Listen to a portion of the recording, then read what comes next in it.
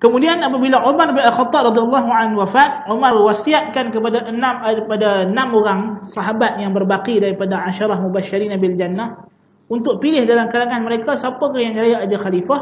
Lalu terpilihlah Uthman ibn Affan radhiyallahu an dengan ijma'ul ummah sebagai khalifah yang ketiga. Zaman pemerintahan Uthman bin Affan radhiyallahu an adalah puncak kegemilangan Islam. Kekayaan negara mula melimpah-limpah dan umat Islam mula hidup dalam kemewahan. Penyakit al-wahnu mula meresap dalam jantung hati mereka, dan saat inilah yang menjadi idaman kaum kufar. Jadi bila zaman Uthman, pembukaan Islam itu telah luas. Empayar Farsi seluruhnya telah jatuh ke tangan Islam.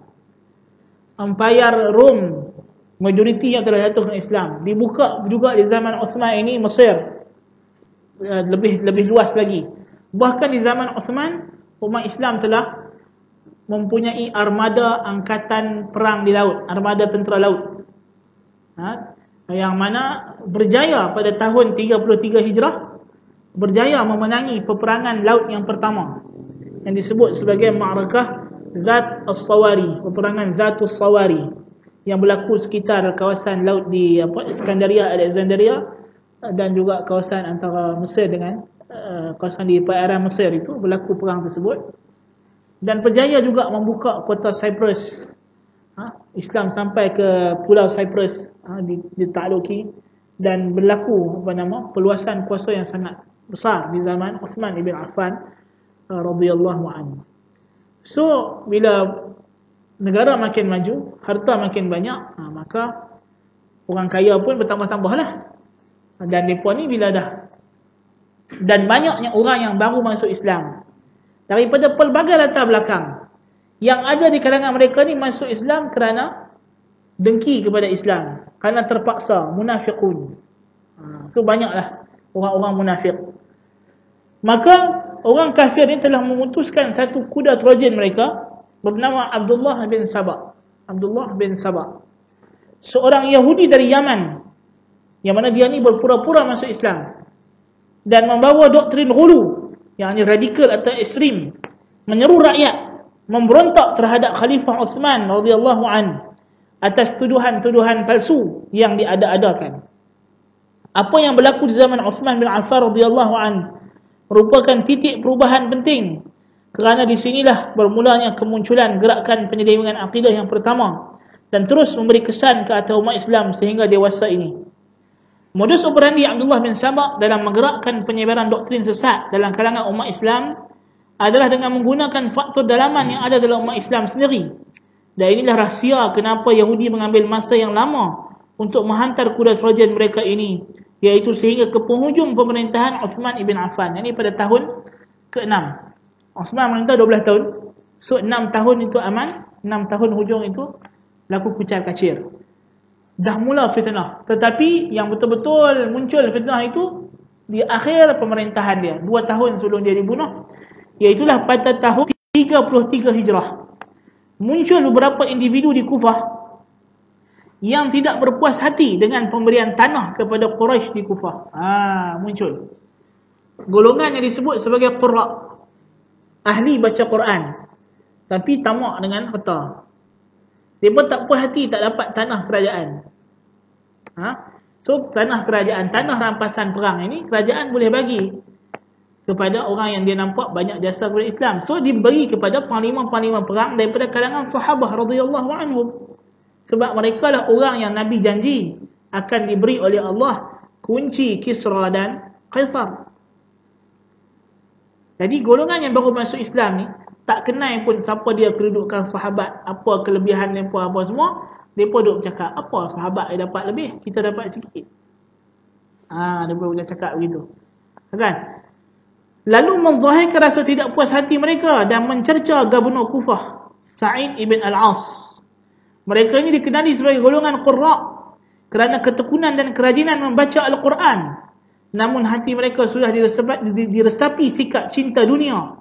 Lalu mereka menyebarkan rasa benci kepada pemerintah kaum muslimin dalam kalangan manusia dan mengajak manusia untuk memberontak.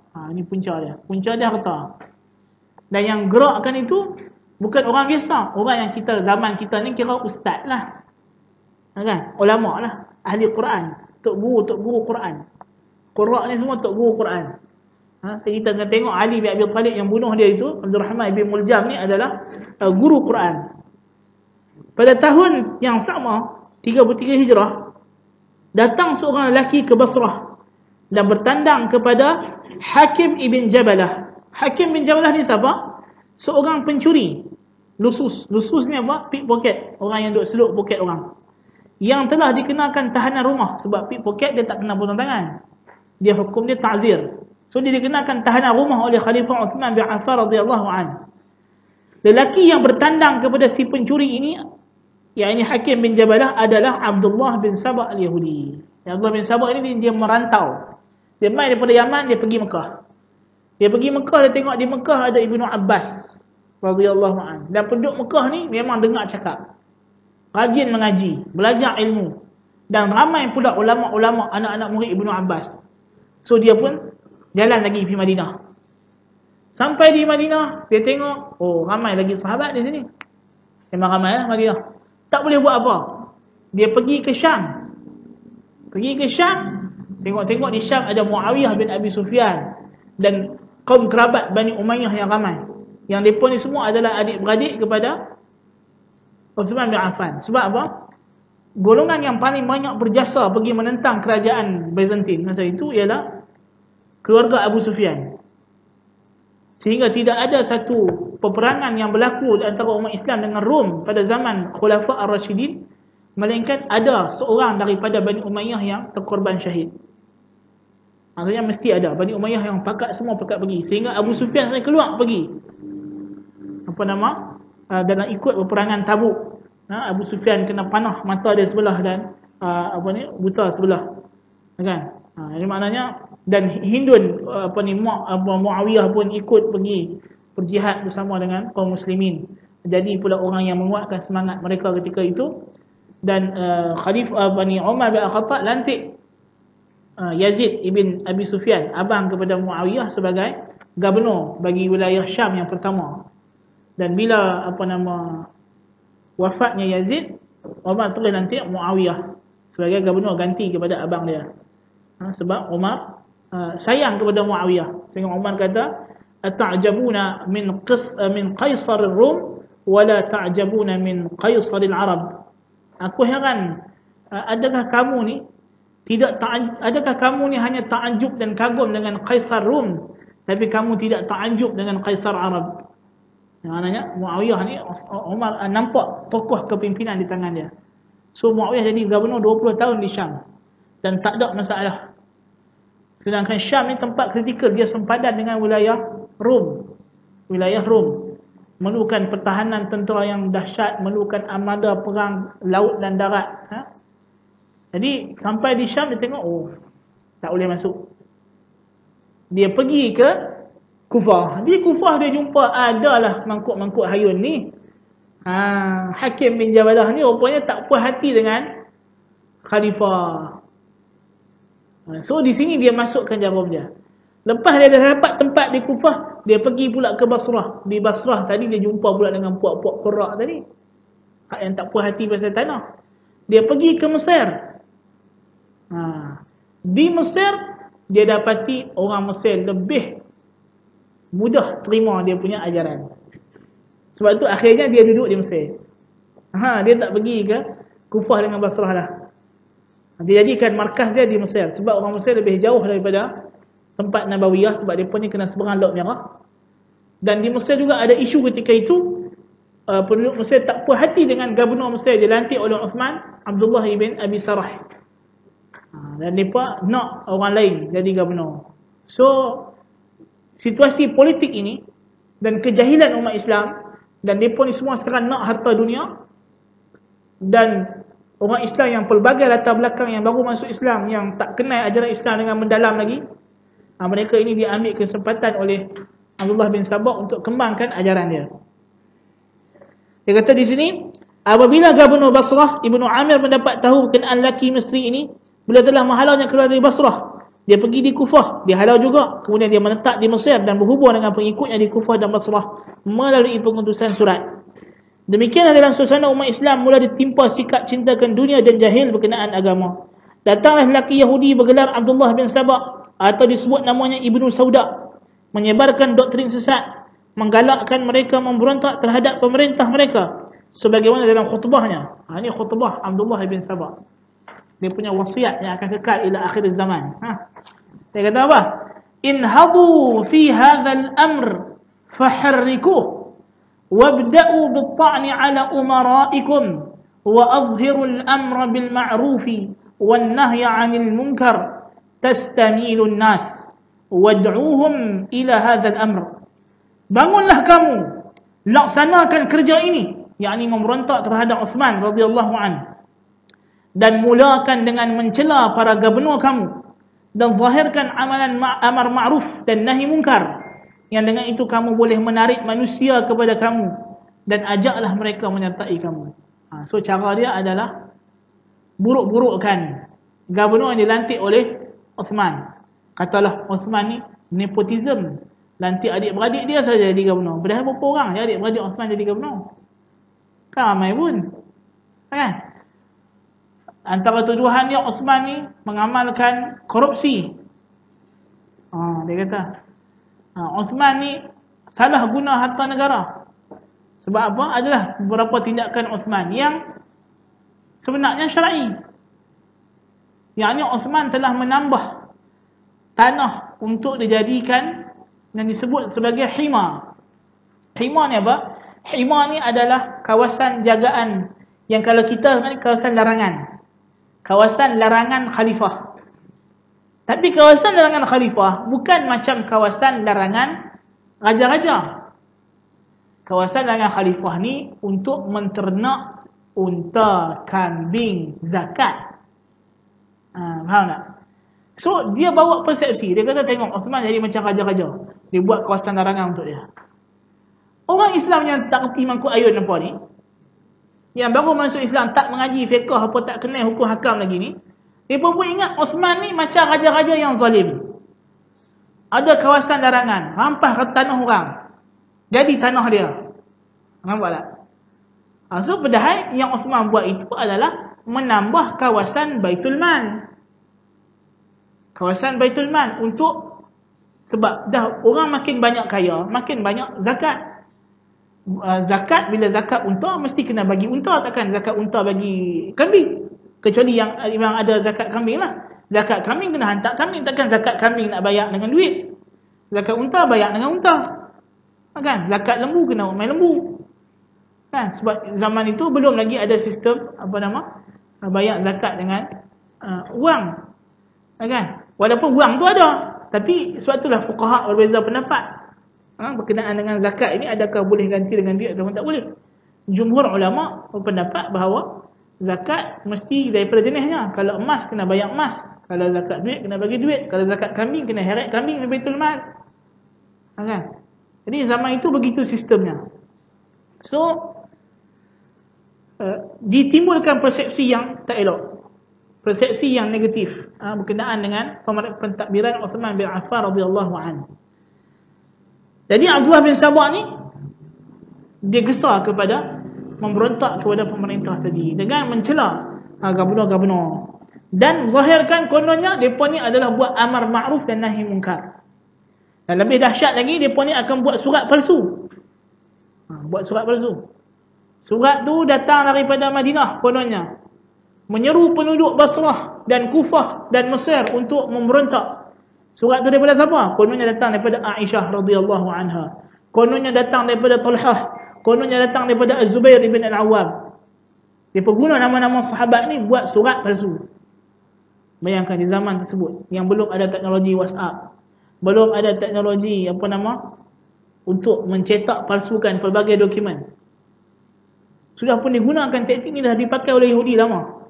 Dia bukan baru hari ni semalam dua, pilihan raya yang lepas, pilihan raya akan datang. Tak, ni dah kira zaman berzaman. Taktik yang sama saja, ulang-ulang guna, kan?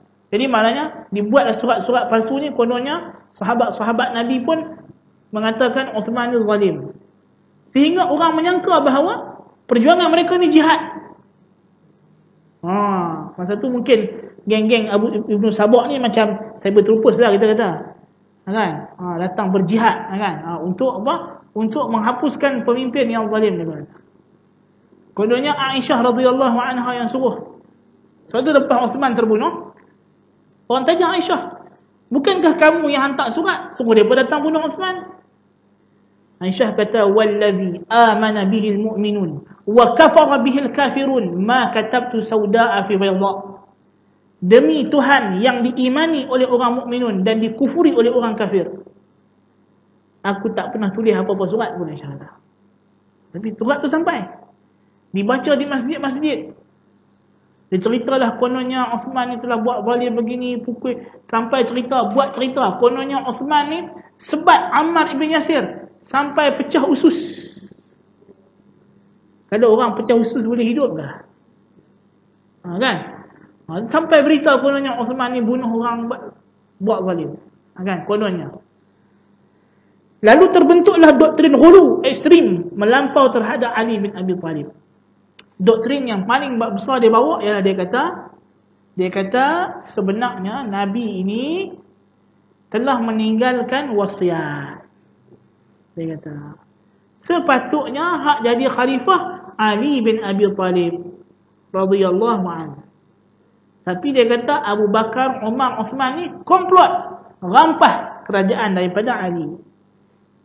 Dia bawa doktrin itu. Yang menjadi asas ajaran Syiah dan doktrin memberontak terhadap pemimpin yang menjadi asas ajaran Al-Khawarij. Kedua-dua ajaran ini merupakan bid'ah yang terawal muncul dalam Islam dalam bentuk gerakan dan kekal sehingga ke hari ini. Pada fasa ini, gerakan penyelewengan Islam telah memasuki rentak baharu. Kini ia terzahir dalam bentuk gerakan yang mempunyai ketua dan anggota. Doktrin yang menjadi asas gerakan mereka terhasil daripada kumpulan-kumpulan manusia bodoh yang menjadi tunggangan rencana kaum kafir terutama Yahudi. Gerakan penyelewengan ini berjaya membuat kerosakan yang besar dalam umat Islam sehingga terbunuhnya Khalifah Ar-Rashid Uthman ibn Affan radhiyallahu anhu secara zalim pada bulan Zulhijjah tahun 35 Hijrah di Madinah Al-Munawwarah. Bayangkan, bulan yang haram, dalam tanah yang haram, di musim yang sangat mulia, musim haji. Orang baru buat haji, Zulhijjah nak masuk ke Muharram. Uthman bin Affan radhiyallahu anhu telah dibunuh di rumahnya dengan cara yang cukup dahsyat. Setelah dia dikepung berhari-hari, tidak diberi walaupun air, tidak dibenarkan makanan sampai ke rumah dia, dan dia dibunuh ketika dia sedang membaca Al-Quran. Pemberontak ni panjat rumah-rumah dia, masuk ke bumbung dan sembelih dia, na'udzubillah min zalik wal a'yadu billah. Maka di situlah peristiwa yang sangat dahsyat yang dialami dan mengejutkan para sahabat radhiyallahu anhu, sebab sahabat pun tak jangka. Tapi Uthman bin Affan telah melarang sahabat daripada mengambil apa-apa reaksi. Ali bin Abi Thalib bawa mai 500 orang Ansar dan Muhajirin yang siap pakai baju besi dah. Dia kata, izinkan kepada kami untuk jadi pengawal pintu. 500 Muhajirin datang. Datang golongan Ansar, dia berkata, wahai Umar, wahai Amirul Mukminin, kami boleh jadi Ansar kali kedua kalau kamu mahu. Tapi Uthman kata, aku wajibkan atas sesiapa yang ada baiat kepadaku sebagai khalifah untuk letak senjata. Baik. Sebab apa Uthman buat macam tu? Adakah Uthman ni rela untuk mati dibunuh? Tapi Uthman tak mau letak jawatan juga, seperti yang dikehendaki oleh orang munafiqun. Sebab ini wasiat Nabi SAW. Nabi dah pesan dekat Uthman bin Affan dalam hadis dalam Sahih Al-Bukhari.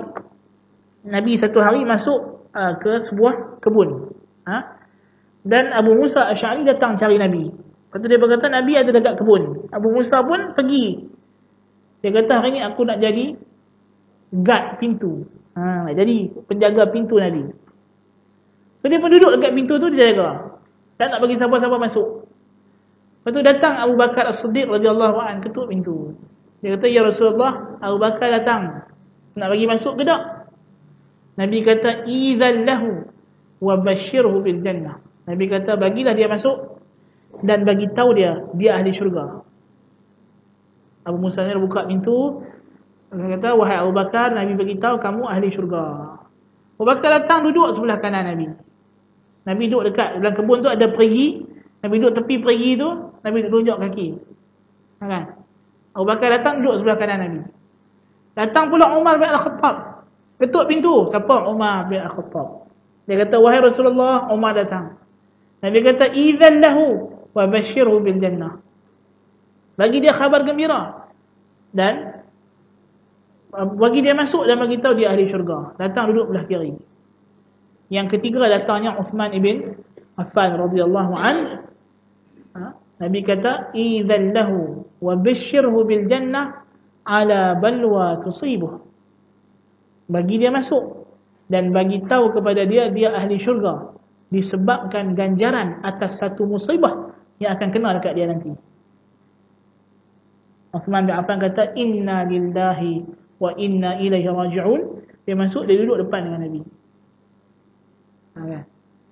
So itu di antara hadisnya. Dan dalam riwayat yang lain, dalam hadis yang lain, Nabi cerita pasal fitnah yang akan berlaku di akhir zaman.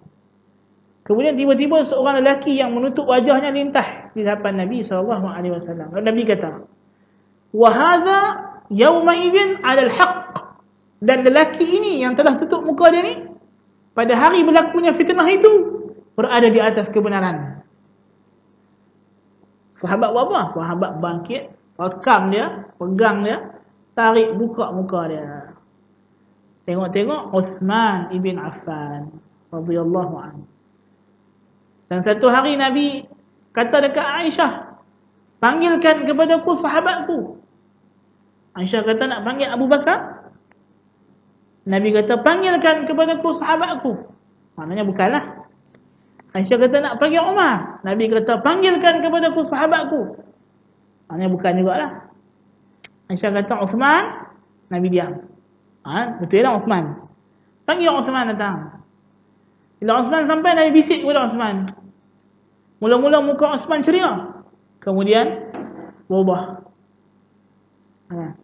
Aisyah kata, aku tak tahu apa Nabi bisik dekat Uthman. Sampailah hari Uthman mati. Saya kata itulah Nabi bagi tahu dekat dia bahawa dia akan kena satu musibah yang sangat dahsyat.